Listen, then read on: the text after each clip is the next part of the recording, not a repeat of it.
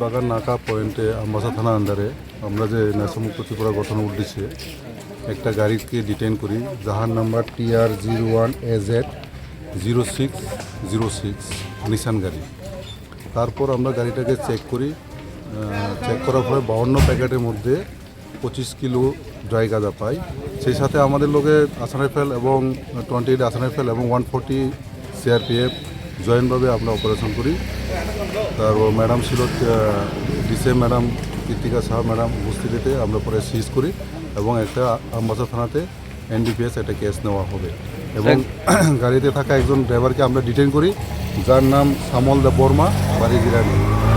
গাড়িটা কোথায় থেকে কোথায় যাচ্ছে? গাড়িটা আগরতলার দিক থেকে ওদিকে গুয়াহাটির দিকে যাইতেছিল।